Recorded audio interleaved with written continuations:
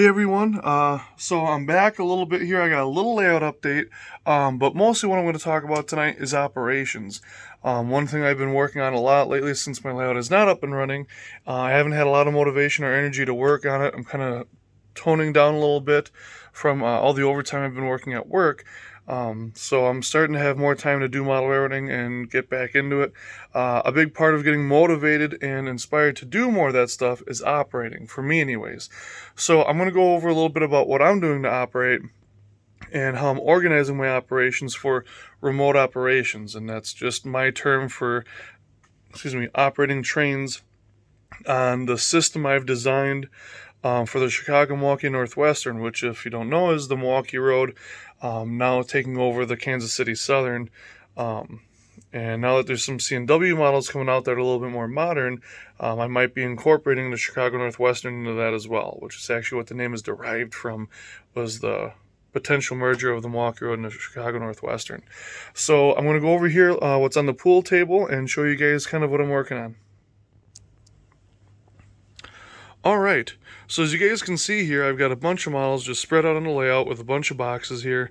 And what I'm working on is organizing where or what trains I'll be running.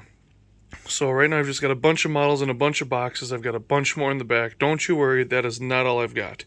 Let me bring this out here a little bit. There we go, that's better. So, I'm basically, for all intensive purposes, what I'm doing is I'm isolating cars for trains that operate north of Chicago and stuff that operates south of Chicago. So for those of you who aren't familiar with what I've been doing on Facebook a lot lately, I've been working with the modern DT&I, the modern Milwaukee Road, and the modern Northern Pacific a little bit in interchange work and how we would operate our railroads cohesively together. So I'd be interchanging with the modern DT&I at East St. Louis, and along with the modern day Milwaukee Road, who is operating the division west of that, and then I'm operating basically from Milwaukee south to Mexico via what I'm calling the spine line, the modern day spine line. I know there's other spine lines out there, but that's what I'm going to call it. It goes straight through the Midwest, through the South, right through Kansas City and into Mexico. The big thing is going to be intermodal and auto racks. That's going to be the big thing for my railroad. So you're going to see a lot of that. But I'm also going to focus on industries in and around Milwaukee to Kansas City.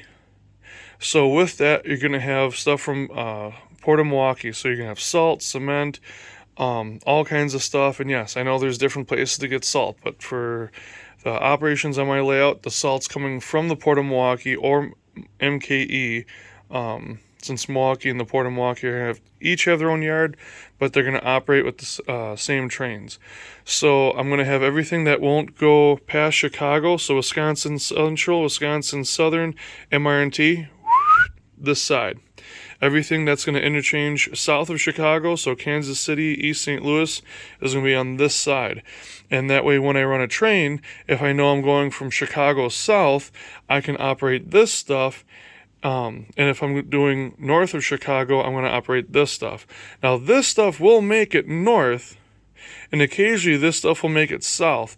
But for the most part, this is going to be Wisconsin Central and Wisconsin Southern, bringing stuff from Canada and Wisconsin down to Chicago. And then this will be, like, the center beams will go both ways, because this will be coming from Canada and Wisconsin, coming to Chicago via the WC, and then Milwaukee Road, Kansas City Southern south, and then get divided up in East St. Louis to the DT&I, and then in Kansas City to Norfolk Southern, and some of it maybe to Mexico or other areas. So there's going to be a lot of grain. I mean a lot of grain. So for the stuff going south of Chicago, you're going to see Milwaukee Road, Kansas City Southern, CN, CP, other railroads, but probably not the Wisconsin Southern and not the Wisconsin Central. That stuff you're going to see going to Chicago, and then from there it's getting used and redistributed. Maybe if there's a large unit train or something that might get to Kansas City where the largest elevator is going to be. But for the moment, that's going to be it. There's going to be a huge cement plant that uses cement from the Great Lakes that's imported from Europe.